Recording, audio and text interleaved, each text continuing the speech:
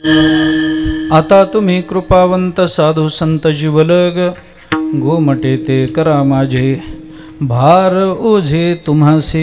गुरु संत श्रेष्ठ श्री तुकाराम महाराज यांचा अत्यंत प्रसिद्ध अत्यंत महत्त्वाचा असा अभंग आहे. या अभंगामधून तुकोबारायांनी संतांच्या चरणाजवळ आपल्या अंतःकरणातलं काही मागणं मागितलेलं आहे. गोमटे ते करा माझे भार ओझे तुम्हासे. आपल्या जीवनाचा भार सर्वस्वी संतांवर घालून संतांच्या चरणाजवळ तुकाराम महाराज आपल्या अंतःकरणातलं काही मागणं मागतात. त्या मागणीचा माझ्या मर्यादित वेळेमध्ये मर्यादित बुद्धीनं जेवढा विचार करणं मला शक्य आहे तेवढा करण्याचा मी प्रयत्न करतो. आजचा हा एकदिवसीय उत्सव हा शिवाळी पुरवराच्या मातोश्री त्यांच्या द्वितीय पुण्यस्मरणाच्या निमित्ताने इथे संपन्न होतो आहे. शास्त्राची आज्ञा आहे मातृदेवो भव, पितृदेवो भव, आचार्य देवो भव, अतिथी देवो भव, ही शास्त्राची आज्ञा आहे. मातृदेवो भव याचा अर्थ करताना बहुतांश लोक चुकीचा अर्थ करतात. आई देव आहे असा या वचनाचा अर्थ केला जातो, पण असा या वचनाचा अर्थ नाही. आई देव आहे असा या वचनाचा अर्थ नाही. आपण भव हे क्रियापद पहा. मातृदेवो भव म्हणजे मातेला देव मानणारा तू हो. माता देव आहेच आहे ते सांगायचं कारण नाही, तू तसा हो ही अपेक्षा आहे. माता देव आहेच आहे, त्याला वेदांनी सांगायची गरज नाही, त्याला शास्त्रांनी सांगायची गरज नाही, त्याला कुणीही सांगायची गरज नाही. माता देव आहे, तू तसा हो भव हे क्रियापद वापर. पिता देव आहेच आहे, पण कोणता पिता देव आहे हे ठरवावं लागतं. जो नुसताच पिता तो पिता देव नाही, नाही का? पिता देव आहेच आहे. मातृपितृदेव आपण मानतोच, त्याच्याबद्दल वादच नाही. आपली संस्कृती त्या संबंधानं, अरे आपण जड पदार्थाला पाय लागला तर पाया पडणाऱ्या संस्कृतीमधले आहोत. जाता जाता एखाद्या व्यक्तीला एखाद्या जड पदार्थाला पाय लागला तर आपण पटकन पाया पडणारे आहोत. आई बापाला देव न मानणारे कसे असू आपण? देव आहेच आहेत, पण तसे आपण झालं पाहिजे, तसं झालं पाहिजे. म्हणून आपल्या भारतीय संस्कृतीमध्ये मातेला एक वेगळं स्थान मिळालं, एक वेगळं स्थान आहे. मी आपल्याला जास्त बोलणार नाही या संबंधामध्ये, पण शास्त्रांनी चिंतन करताना असं विधान केलं आहे. आपल्याला योगवासिष्ठातही हे विधान दिसून येतं. योगवासिष्ठ तर फार स्पष्ट बोलतं. योगवासिष्ठ म्हणतं मातृलाभे सनाथत्वम अनाथत्वम विपर्यये. योगवासिष्ठातलं प्रमाण सांगतो मी आपल्याला. वसिष्ठ महामुनी रामचंद्र प्रभूंना उपदेश करताना असं म्हणतात की रामा ऐक, मी तुला सांगतो. मातृलाभे सनाथत्वम अनाथत्वम विपर्यय. एखाद्या व्यक्तीचे आई आणि वडील याच्यापैकी जर वडील गेले आणि आई शिल्लक राहिली तर त्याला अनाथ म्हणता येत नाही. पण एखाद्या माणसाचे वडील राहिले, सगळा परिवार राहिला, फक्त आई गेली तरी तो अनाथ होतो. मातेचा लाभ असेल तरच सनाथत्व आहे. मातेचा लाभ नसेल, माता जर जीवनामध्ये नसेल तर त्याला अनाथ मानलं गेलं. अनाथ. अशा मातेच्या संबंधानं आपल्या अंतःकरणातल्या भावना व्यक्त करण्याकरता आपण किती बोललो म्हणजे मातेच्या संबंधानं आपलं बोलणं पूर्ण होईल आणि आपल्याला समाधान होईल. माझी आई अशी आहे, माझी आई तशी होती, माझी आई, ते किती जरी बोललं तरी समाधान होत नाही. त्याला काही करता येईल. मी 2 तास जरी मातेच्या संबंधानं बोलत राहिलो तरी शेवटी मला असं वाटेल की मुख्य जे सांगायचं होतं ते राहिलंच. असं होतं. अत्यंतिक प्रेमाचा विषय जिथे असतो ना, जो असतो ना, त्या संबंधानं कितीही भरभरून बोलत राहिलो तरी अंतःकरणाला आपल्या मांडलेल्या विषयाची न्यूनताच जाणवत राहते, परिपूर्णता जाणवत नाही. हेच प्रेमाचं लक्षण आहे. हेच प्रेमाचं लक्षण आहे. अधिक बोलत नाही, थोडक्यामध्ये आपल्याला सांगतो. विस्तार तर खूप करता येईल. किती बोलत राहिलो, मग अशा वेळेला काय करावं, काय करू नये. अशा वेळेला फार काही विचार करण्याचा प्रयत्न करू नये. आपल्या मातेचं मोठेपण सांगायचं आहे ना आपल्याला. खूप बोलू शकतो आपण. आम्हाला कीर्तन झाल्यावर लोक येऊन भेटून सांगतात, महाराज फार छान बोलता आपण. फार सुंदर, किती तुमची भाषा चांगली, किती शब्दयोजना चांगली, तुमचा आवाज किती चांगला, तुम्ही बोलता किती छान, मनाला भावणारं बोलता. काही काही लोक येऊन सांगतात, महाराज आम्हाला कीर्तन संपूच नाही असं वाटलं. असं आम्हालाही बरं वाटतं असं ऐकलं की काही काही वेळेला माणूसच आहेत ना शेवटी आम्ही पण, त्यामुळे आम्हालाही बरं वाटतं. लोक सांगतात आम्हाला तर असं वाटलं ना रात्रभर तुम्ही बोलत राहावं ना आम्ही ऐकत राहू, म्हणजे तुम्ही मरा. थोडक्यात काय तर तुम्ही बोलून मरा हा त्याचा अर्थ. प्रेमाने लोक बोलतात, प्रेमाने बोलतात, काही दोष नाही त्याच्यामध्ये. तुम्ही फार छान बोलता, तुमचा शब्दसंग्रह चांगला आहे, अमुक चांगलं आहे, तमुक चांगलं आहे, सगळं बोलतात. एरवी आम्हालाही बरं वाटतं. काही काही वेळेला बोलण्यामध्ये आम्ही शब्दपंडित असतोय, शब्दप्रभू म्हणतात त्याला, तसं असतोय. पण जगामध्ये काही विषय असे आहेत ना की त्या संबंधाने बोलायला लागलं की आपण किती शब्द दरिद्री आहोत याची जाणीव माणसाला होते. त्या विषयापैकी एक विषय म्हणजे आई. तुम्ही किती पंडित असा, किती विद्वान असा, किती श्रेष्ठ असा, तुम्ही जगतामध्ये कोणीही असा, मातेच्या संबंधानं बोलताना आपल्यासारखा शब्द दरिद्री या जगतामध्ये दुसरा भेटणार नाही. मग अशा वेळेला काय करावं? काही करू नये. माझ्याकडे फार सोपा उपाय. आपल्याला बोलायचं खूप असतं, बोलणं सगळंच शक्य नसतं, अंतःकरणाला समाधान प्राप्त होत नसतं. त्यावेळेला मातेच्या संबंधानं बोलायचं असेल तर एकच करावं, आपल्या मातेला माऊली म्हणावं, मोकळं व्हावं विठ्ठल. आणि म्हणून मग संतांचे शब्द आपल्याला घेता आले आणि ते मातेकडे लावता आले तर आपल्या चित्ताला अंशतः तरी समाधान प्राप्त होण्याची शक्यता आहे. अशा मातेच्या पुण्यस्मरणाच्या निमित्तानं, द्वितीय पुण्यस्मरणाच्या निमित्तानं ही सेवा त्या मातेच्या चरणी समर्पित करण्याकरता मी इथे उभा आहे. परंपरा वारकरी आहे म्हणून तर कीर्तन आहे, नाहीतर काही उद्योग होतात, काही उपक्रम राबवले जातात, ते चुकीचे असतात असं मला कदापि म्हणायचं नाही. पण कीर्तन करण्यासारखा दुसरा चांगला उपक्रम या जगताच्या पाठीवर असूच शकत नाही. बाकीचे लोकोपकारक असतील उपक्रम, नाही असं मी नाकारत नाही. पण कीर्तन करण्यामध्ये जो आनंद मिळतो, करविण्यामध्ये जो आनंद मिळतो, ते त्या परिवारालाच कळू शकतं. वारकरी परिवार आहे, चातुर्मास्याची यथार्थ जाणीव असणारा परिवार आहे, मला कल्पना आहे. आमच्या चातुर्मासामध्ये आमचं नेहमीचं भेटणं आहे, बोलणं आहे. त्यांच्या मातेच्या सेवेकरता मी इथं उभा आहे. तुकोबारायांचे शब्द घेऊन मातेची सेवा करतो आहे. तुकोबाराय प्रस्तुत अभंगामध्ये संतांच्या चरणाजवळ आपल्या अंतःकरणातलं मागणं व्यक्त करता. गोमटे ते करा माझे भार ओझे तुम्हासी. आपला भार संतांवर घालून तुकोबाराय संतांच्या चरणाजवळ आपलं मागणं मागतात. हे मागणं मागत असताना तुकोबाराय संतांच्या चरणाजवळ मागतात, संतांच्याच चरणाजवळ मागतात. आणि ते मागत असताना बाकीची प्रस्तावना न करता मी सरळ बोलतो. तुकोबारायांनी ज्या शब्दाची योजना केली तो शब्द मला जास्त महत्त्वाचा वाटतो. अभंगातला पहिला शब्द आता तुम्ही कृपावंत. संतांचं वर्णन करताना तुकोबाराय आता हा शब्द वापरतात आणि संतांकडेच हे मागणं तुकोबारायांना मागायचंय आणि संतपरच हे सगळे विचार तुकोबारायांना आपल्याला संगती म्हणून लावून द्यायचे असतील तर आता हे एक पद असं आहे की त्या पदामधून आपल्याला तिथपर्यंत विचाराची शृंखला जोडणं शक्य आहे. आता तुम्ही, आता शब्दाचा एक स्वतंत्र अर्थ आहे. आता हा शब्द आपण खूप वेळेला वापरतो. आता म्हणजे कधी हा प्रश्न निर्माण होतो.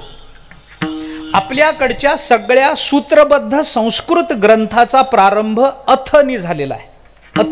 अथा तो ब्रह्मजिज्ञासा, ब्रह्मसूत्राचा प्रारंभ. अथ योगानुशासनम, पतंजली योगसूत्राचा प्रारंभ. अथा तो भक्तिम व्याख्यास्यामः, नारद भक्तिसूत्राचा प्रारंभ. नाही का?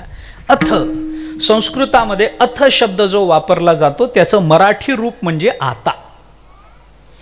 आणि अथ शब्दाला एक स्वतंत्र अर्थ आहे. अथ शब्दाला एक मांगल्य आहे.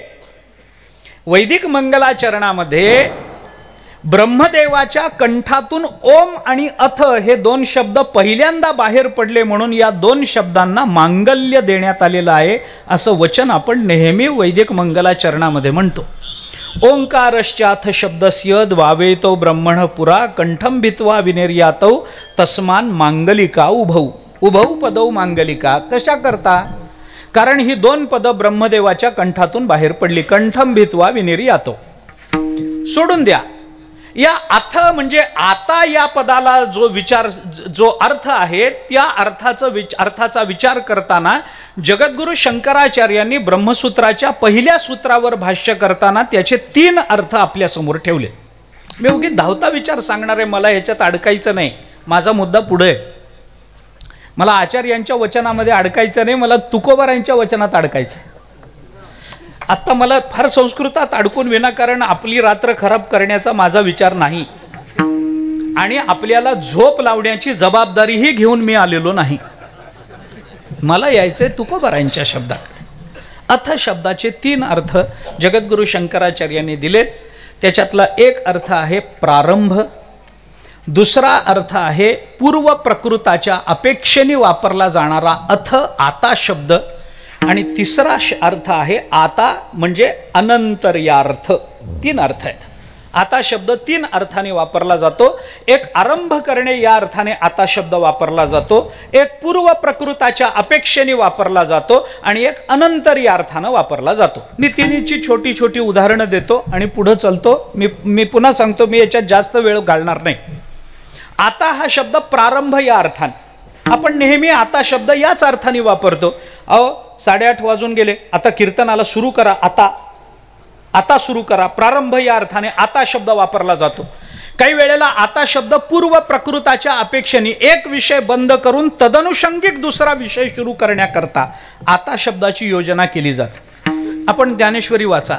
16व्या अध्यायामधल्या दैवी संपत्तीतल्या बऱ्याच संपत्तीचं वर्णन करताना ज्ञानोबाराय एका संपत्तीचं वर्णन संपवून दुसऱ्या संपत्तीकडे प्रवृत्त होतात, तेव्हा आता शब्दाने प्रारंभ करतात. 13व्या अध्यायातही तसंच आहे. आता कदर्थवित व्याधी बळी करणाची आधी ज्ञानोबाराय बोलतात ना, आता कदर्थ म्हणजे एक विषय बंद करून दुसरा विषय. व्यवहारामध्ये आपल्याला दिसतं 2 भावाचं भांडण होतं, 2 सख्खे भाऊ भांडण होतं, विकोपाला जातं, घरामध्ये भिंत पडते की काय, उभी राहते की काय असं वाटायला लागतं.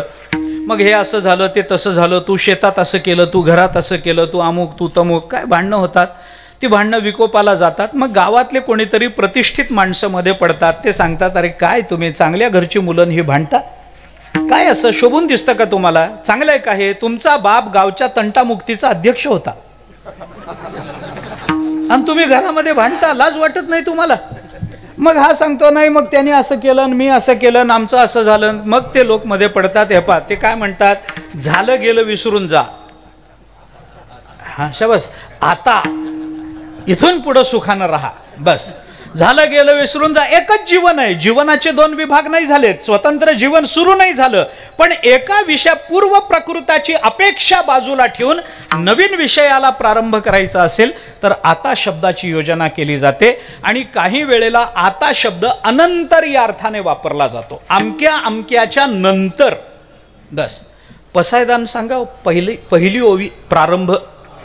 आता विश्वात्मके देवे येणे वाग्यज्ञे तोषावे, तोषो निमज द्यावे पसाय दान हे. आता कधी, आता म्हणजे कधी, आता विश्वात्मके देवे, आता म्हणजे कधी, अनंतर या अर्थानं. अनंतर म्हणजे अमक्या अमक्याच्या नंतर हे कळण्याकरता त्याच्या मागच्या ओवीमध्ये जावं लागतं. किंबहुना तुमचे केले धर्म कीर्तन हे सिद्धी नेले, येथ माझे जी उरले पायिकपण आता विश्वात्मके देवे. पायिकपण प्राप्त झाल्यानंतर आता असा विषय. बस आता हृदय हे आपुले, चौफाळुनिया भले वरी बैसऊ पाऊले श्री गुरूंची. ज्ञानोबाराय 15व्या अध्यायाचा प्रारंभ, त्याच्याकरता 14व्या अध्यायाचा शेवट बघा. अनंतर्य, आता म्हणजे अनंतर्य. अथा तो ब्रह्म जिज्ञासा, आता ब्रह्माची जिज्ञासा करा. कधी करा, साधन चतुष्टय संपन्न झाल्यानंतर आता. नंतर आता, नाही का. आता कोठे धावे, आपल्याला सगळ्यांना परिचित असणारा अभंग आहे. आता कोठे धावे मन, कधी, आता म्हणजे कधी, तुझे चरण देखलिया आता मन कोठे धावे. तुकोबाराय बोलता, नाही का. तुमचे चरण पाहिल्यानंतर आता, अनंतर्य, आता शब्दामध्ये जो भाग येतो तो अनंतर्य या अर्थाने, नाही का. आता कोठे धावे मन, तीन अर्थाने अथ किंवा आता शब्द चालवला जातो, परंपरेनं चालवला जातो. पण तुकोबारायांचा दृष्टिकोन फार वेगळा. तुकोबाराय शब्द वापरत नाहीत. तुकोबाराय स्वतःच्या सत्तेनं प्रत्येक शब्दाला स्वविचाराचा स्वतंत्र आयाम देत असतात. ऐका, तुकोबारायांची शब्द योजना ही चालत आलेली, परंपरेने चालत आलेली शब्द योजना नाही. शब्द हा बहुसार उपकाराची राशी मागून चालत आला, मान्य आहे. पण तरी जेव्हा तो तुकोबारायांच्या हातात येतो ना, त्यावेळेला तुकोबाराय त्या शब्दाला स्वतंत्र आयाम देतात, स्वतंत्र व्यापकता देतात. त्यामुळे आता शब्द तुकोबारायांनी वापरला, तीन अर्थांनी चालतोच. तुकोबारायांनी त्याला चौथा अर्थ प्रदान केला आता शब्दाला. आता तुम्ही कृपावंत साधू संत जीवलग. आता म्हणजे कधी, स्वतंत्र विचार. तुकोबारायांचा अर्थ थोडासा विस्ताराने सांगतो. मला तिथून अभंगामध्ये प्रवेश करायला संधी म्हणून तिथं जातो. ऐका, आता शब्दाचा स्वतंत्र अर्थ तुकोबारायांनी दिला. शब्दाला मानवी जीवन सुखप्रवृत्त जीवन आहे. जिथे जिथे सुख दिसेल तिथे तिथे धावत जाणं हा माणसाचा स्वभाव आहे. स्पष्ट बोलू, जिथे जिथे सुख दिसेल तिथे धावत जाणं हा स्वभाव नाही. जिथे जिथे सुख दिसेल तिथे डोळे झाकून धावत जाणं हा माणसाचा स्वभाव. विचार नाही. सुख दिसल्यानंतर अनुकूल प्रतिकूलतेचा विचार नाही, अधिकारी अनधिकार्याचा विचार नाही, उचित अनुचिताचा विचार नाही, योग्य अयोग्याचा विचार नाही. विषय दिसला की भोगार्थ धावणं प्रत्येक जीवाचा धर्म आहे महाराज. प्रत्येक जीव हे करत आला. मी त्याला नावं ठेवणार नाही. काय गैर आहे? सगळ्यांनाच सुखाची अपेक्षा आहे, सुख मिळवण्याचा प्रयत्न माणसं करतात. चूक कशाचीही नाही, काही चूक नाही याच्यामध्ये. मला ते ताणायचंही नाही जास्त. सुख आहे सगळ्यांना. एक विधान सांगतो मी आपल्याला. कोणत्याही शास्त्राचा सिद्धांत आपण पहा, याच्यापेक्षा वेगळा दिसणार नाही आपल्याला. अध्यात्मशास्त्रात आला म्हणून सांगतो. कोणतेही शास्त्र काढा, त्याचा मूलभूत नियम आहे, ज्याची सगळ्यांना गरज असते ते कधीही चुकीचं नसतं. एक लक्षात ठेवा, ज्याची सगळ्यांना गरज आहे ना ती गोष्ट कधी चुक. अन्नाची गरज सगळ्यांना, अन्न मिळवणं गुन्हा आहे. पाण्याची गरज सगळ्यांना आहे, पाणी मिळवणं गुन्हा आहे. पैशाची गरज सगळ्यांना आहे, पैसा मिळवणं गुन्हा आहे. फक्त टेबला खालून मिळवणं हा गुन्हा आहे. मिळवणं हा गुन्हा नाही, मिळवणं हा गुन्हा नाही. टेबला खालून मिळवणं हा गुन्हा आहे. सुखाची गरज सगळ्यांना आहे, सुख मिळवण्याचा प्रयत्न करणं काही चूक आहे महाराज. नसेल आम्हाला ज्ञान, आम्ही अज्ञानी असू. सुख मिळवणं काय गुन्हा आहे? गुन्हा नाही. मला त्याच्याबद्दल तक्रार नाही. जीव सुखप्रवृत्त जीवन जगणारा मनुष्य आहे आणि सुख मिळेल तिथे तिथे धावत जाणं हा त्याचा स्वभाव आहे. मग तिथं जाऊन जी भूमिका आपल्याला स्वीकारता येईल ती आपण स्वीकारतो आणि अंततोगत्वात ते सुख पदरात पाडून घेण्याचा आपण सगळेच जण प्रयत्न करतो. आता तुम्ही इथं आलात कशा करता? कीर्तन ऐकायला. काही सुख म्हणूनच की नाही? मी इथं आलो कीर्तन करायला, काही सुख म्हणून. अर्थात तुमचं आणि माझं सुख वेगळं असेल, नसल असं नाही, पण मिळवण्याकरता आलो ते सुखच, हे लक्षात घ्या. ज्याचा त्याचा विचार. तुम्ही कोणत्या अर्थाने बघताय? मी साधं बोललो, तुम्ही कुठं गेला मला माहित नाही. मी सरळ मनाचा माणूस आहे. मला काय करायचंय वेडवाकडं बोलून? काही मला घेणं देणं नाही त्याच्याशी. तुमच्या डोक्यात विषय भरलेत, मी काय करू? ऐका ऐका ऐका, मी त्याला नावं ठेवत नाही. प्रत्येक क्रिया माणसाची सुखाकरता होते. जिथे जिथे सुख मिळण्याची शक्यता वाटते तिथे तिथे तो जातो आणि सुख प्राप्त करून घेण्याकरता काही प्रार्थना करतो, काही याचना करतो, प्रसंगी भिकारी पण मिरवतो, पण ते सुख पदरात पाडून घेण्याचा प्रयत्न करतो. याचा विस्तार जरी अधिक होणार असला तरी संकोच करून मी आपल्याला आत्तापुरतं एवढंच सांगतो की माणसाला सुख मिळण्याच्या या जगतामध्ये फक्त 4च जागा आहेत. म्हणून मी म्हटलं विस्तार खूप जास्त होईल, पण करत नाही, संकोच करून सांगतो. सुख मिळण्याकरता मनुष्य फक्त 4च ठिकाणी प्रवृत्त होतो. एकतर तो प्रपंचाकडे सुखाची अपेक्षा घेऊन जातो, नाही तर तो जीवाकडे सुख मिळवण्याची अपेक्षा घेऊन जातो, नाहीतर तो सुखाच्या अपेक्षेनं देवाकडे जातो, नाहीतर तो सुखाच्या अपेक्षेनं संतांकडे जातो. याच्यापेक्षा पाचवा प्रकार जगात नाही विठ्ठल. म्हणून मी म्हणलं फार विस्तार करत नाही, थोडं बोलतो. आता शब्दाचा अर्थ सांगण्याकरता मला बोलावं लागतं. सुख मिळण्याच्या 4 जागा: प्रपंच, जीव, देव, संत. संपलं. तुकोबाराय सगळ्यात पहिल्यांदा प्रपंचासमोर जाऊन उभे राहिले आणि तुकोबारायांनी प्रपंचाला प्रार्थना केली. गोमटे ते करा माझे, भार ओझे तुम्हासी. तुकोबाराय प्रपंचासमोर जाऊन उभे राहतात आणि प्रपंचाला प्रार्थना करतात, आमचं गोमटं करा, आमचं कल्याण करा, आम्हाला सुखाची प्राप्ती करून द्या. पण प्रपंच आपलं गोमटं करू शकत नाही. खरी गोष्ट आहे, प्रपंच आपलं गोमटं करू शकत नाही. प्रपंचामध्ये आपलं गोमटं करण्याचं सामर्थ्यच नाही. मी आपल्याला एक वाक्य साधं बोलतो. प्रपंचाने जर आपलं गोमटं करून दिलं असतं तर ज्ञानोबारायांनी आपल्याला परमार्थ सांगितला नसता. तुकोबारायांनी आपल्याला पंढरपूरला जा असं सांगितलं नसतं. तुकोबारायांनी सांगितलं असतं तुम्ही प्रपंचातच राहा, तुमचं गोमटं होईल. जर प्रपंचाचा गोमटं करण्याचा स्वभाव असता तरच चाल. प्रपंच आपलं गोमटं करत नाही. का करत नाही? अरे त्याचा स्वभावच नाही. सगळ्यांना पाठ असणारं एक प्रमाण सांगतो. संसार दुःख मूळ. पाठ आहे की नाही? चाली सकट पाठ आहे. चाली सगळ्यांना पाठ आहे. मलाही पाठ आहे, नाही असं नाही, मलाही पाठ आहे. पण काय झालं, नुसतंच पाठ आहे. काय प्रमाण आहे? संसार दुःख मूळ चहूकडे इंगळ. पाठ आहे ना? पाठ आहे. आणि एवढं पाठ आहे तर मग सोडला का नाही आतापर्यंत? या दुःख मूळ एवढं जर पाठ आहे, एवढा जर माहिती आहे तर सुटला का नाही अजून? संसार सागरू गा भव दुःखाचे मूळ. ऐका, अरे तो दुःखाचा, मी बोलू आपल्याला, ज्ञानोबारायांनी तर फक्त दुःख मूळ म्हणून सोडून दिलंय. तुकोबाराय त्याच्या 2 पावलं पुढे जाऊन बोलतात या संसाराबद्दल. संसार दुःखमूळ चहूकडे इंगळ. ज्ञानोबाराय बोलतात मृत्यूलोकी सुखाची कहाणी ऐकिजेल कवणाचे श्रवणी, कैची सुखनिद्रा अंथरुणी. इंगळाच्या ज्ञानोबाराय 9व्या अध्यायामध्ये बोलतात. तुकोबाराय त्याच्या 2 पावलं पुढे. तुकोबाराय म्हणतात हा नुसता दुःखमूळ नाहीये. अरे तुम्ही जर या संसारात आलात ना तर इथं त्याच्याही पेक्षा अवघड गोष्ट अशी आहे, सुखाचा विचार. तुकोबारायांची भाषा ही सगळ्यांना पाठ आहे जवळजवळ. दुःख बांधवडी आहे हा संसार, सुखाचा विचार नाही, कुठे विचार नाही. काय भाषा आहे महाराज. वस्तूची प्राप्ती होणं याच्यापेक्षा वस्तूच्या प्राप्तीचा विचार करणं हे जास्त सूक्ष्म आहे.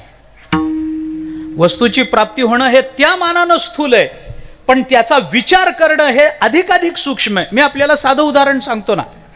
मला सांगा, उद्या जर समजा मी पंतप्रधान पदाच्या निवडणुकीला उभं राहिलो तर निवडून येईल का? उगी विचारतो तुम्हाला. एक्झिट पोल उगी विचारतो, मला सांगायचं. चला, मी जर उद्या समजा पंतप्रधान पदाच्या निवडणुकीला उभं राहिलो तर निवडून येईल का? एक मत सांगा बाबा. येत नाही, येत नाही. मला माहिती, मी लांबून येऊन काही फायदा होत नाही, मला माहिती होतं. नाही असू द्या, मला काही, मी उभे राहणार नाही हे मला माहिती आहे. काय असतं महाराज, कीर्तनाला गर्दी करणं वेगळं आणि मतदान करणं वेगळं. हे ह्याच्यात फरक आहे. तुम्ही माझ्या कीर्तनाला याल, कुठेही याल, मतदान करणार नाही. नाही करणार नाही. मला कारण काय आहे, साधी गोष्ट आहे. तुम्ही मला मतदान करावं याच्याकरता रात्री वाटायला माझ्याजवळ काही नाहीच आहे ना. तुम्ही काय म्हणून मला मत द्या? रात्री काहीतरी मिळाल्याशिवाय मत द्यायचे नाहीत. आपला धर्म आहे हो. असा कसा सोडायचा? असा कसा सोडायचा? नाही का, आपला धर्म आहे. तेवढं विकल्याशिवाय आपल्याला मत देता येतच नाही. नाही का, मतदान करताना या गोष्टी परंपरेनं पाळाव्या लागतात की रात्री काहीतरी मिळावं तरच आम्ही दुसऱ्या दिवशी घराबाहेर पडावं, आणि ज्याच्याकडून मिळावं त्याला न देता दुसऱ्याला मतदान करावं. धर्म आहे आमचा. काय सांगता? तुम्ही का मला मतं देणार नाही? मी सांगू तुम्हाला, तुम्ही मला मतं देणार नाही एवढंच नाही, माझ्या घरची मतं मला पडायची नाही. तुमचं देणार नाही काय नवल आहे, मला माहिती आहे ना, मला माहिती आहे. मी उभे राहणार नाही, मी त्या क्षेत्रातला तज्ज्ञ नव्हे, मी त्या क्षेत्रातला माणूस नव्हे. माझं बरं चाललंय नाही का.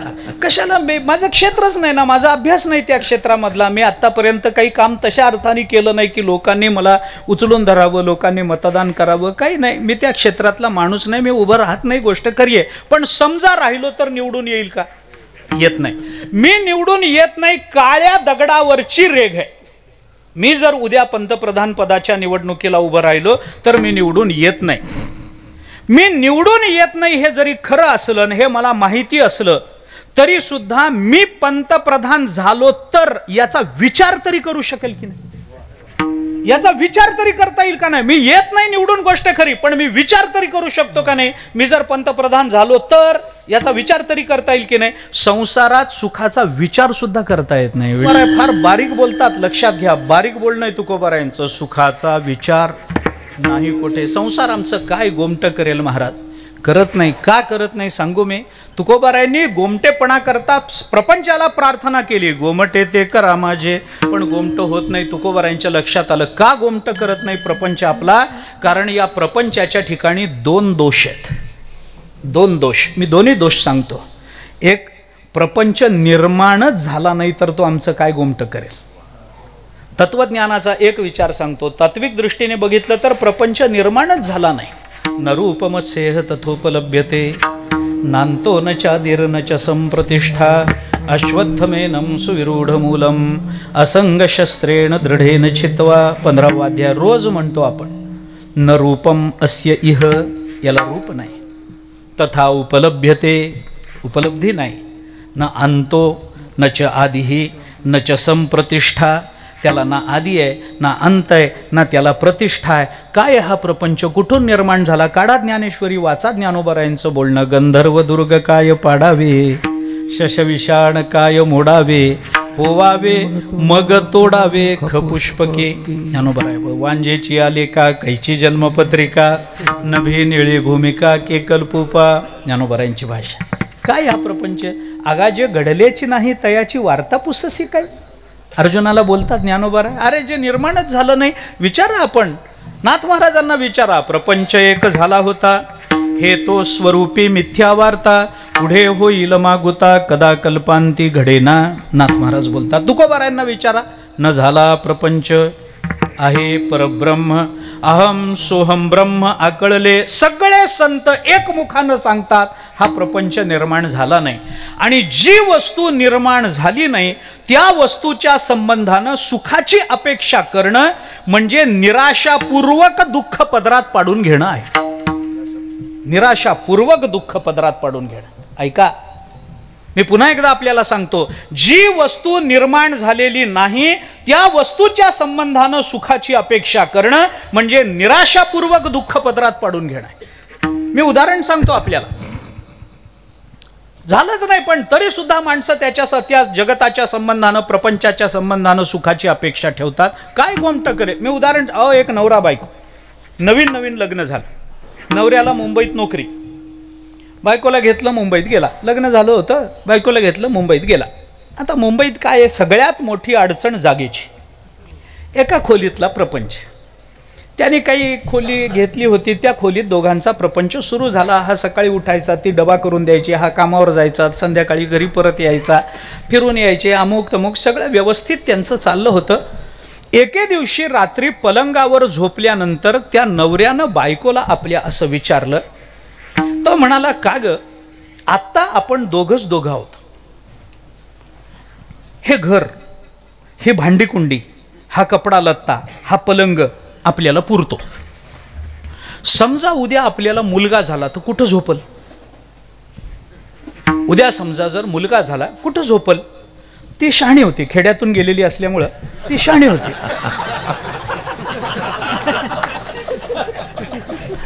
ती शहाणी होती. ती म्हणाली, काय म्हणता? तो म्हणाला, काय नाही, समजा उद्या मुलगा झाला आपल्याला तर कुठं झोपल? ती शहाणी ती म्हणाली, थोडं पलीकडे सरका. पलीकडे सरकला, मध्ये जागा झाली. ते म्हणाली चिंता करू नका, मुलगा झाला तर इथं झोपल, सगळं पुरतंय, काही चिंता करू नका. एवढ्यावर गप्प बसावं की नाही. तोंडला समजा जुळं झालं तर. ते म्हणाले अजून सरका. तो अजून सरकला, अजून थोडी जागा झाली. दोन्ही मुलं इथं झोपतील, तुम्ही त्याची चिंता करू नका. तोंडला समजा 2 मुलावर मुलगी झाली तर. ती म्हणाली अजून सरका. तो अजून सरकायला गेला, धाडकन पलंगावरून खाली पडला, त्याच्या कमरेचं हाड मोडलं. माझा दृष्टांत संपला. मला आधीच उशीर झालाय, त्याला दवाखान्यात न्यायला मला फुरसत नाही. मरा नाका तिथं पडून काही घेणं देणं नाही, माझा विषय संपला. मला आपल्याला इतकंच विचारायचंय की पलंगावरून खाली पडून कमरेचं हाड मोडण्याचं जे दुःख याला झालं ते झालेल्या पोरांनी दिलं का न झालेल्या? ते झालेल्या पोरांनी दिलं का न झालेल्या? न झालेल्या. मग न झालेली जर इतकं दुःख देतात,